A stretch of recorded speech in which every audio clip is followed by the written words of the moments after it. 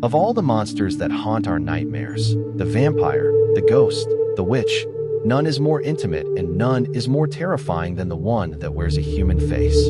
The monster that comes from without can be fought or fled from. The story begins in ancient Greece with the foundational myth of King Lycaon. The earliest detailed account comes to us from the Roman poet Ovid, who recorded the much older legend of the arrogant king of Arcadia.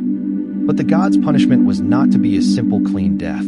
Zeus decided that Lyon's punishment should fit his crime. Many historians believe it was what is known as an ideological myth, a story created to explain the origins of a much older, darker, and very real ancient ceremony, the Lyca.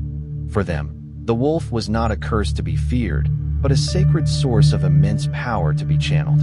These were the Vikings, and their most feared warriors were the ones who did not just fight like beasts, but who in a sense became them. By donning the wolf pelt and entering a deep shamanic trance before a battle, they would invite the spirit of the wolf and the ecstatic battle fury of Odin himself to enter them. This immense power came at a terrible price. After the battle was over and the divine rage of Odin had faded, the warriors were left in a state of profound weakness and spiritual exhaustion. As Christianity spread across Europe, the magical transformation into a wolf was no longer a curse or a shamanic rite. It was reinterpreted as the direct result of a demonic pact. He was arrested, and under interrogation, he confessed to a series of horrific crimes. His story is a terrifying window into the mindset of the era. Our story begins in the year 1589 in a small rural town that had for 25 years been haunted by a seemingly supernatural predator. A creature of immense savagery that stalked the fields and forests, preying on livestock and humans alike. He claimed that at the age of 12, he had made a pact with the devil. In exchange for his soul, Satan had given him a magical girdle made of wolf pelt. Whenever he put on this belt, he confessed he would transform into the likeness of a greedy, devouring wolf, strong and mighty, with eyes great and large, which in the night sparkled like brands of fire. Stump then confessed to the full horrific scope of his 25-year reign of terror.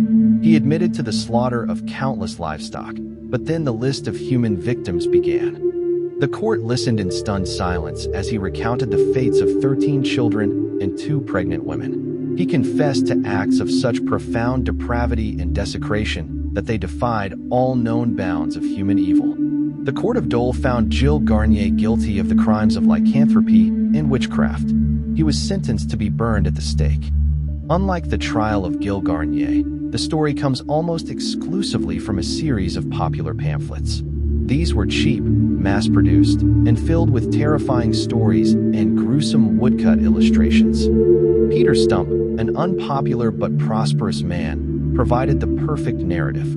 He became a convenient scapegoat, a single monstrous face for all of the community's faceless fears. The werewolf was no longer a tragic victim of a divine curse.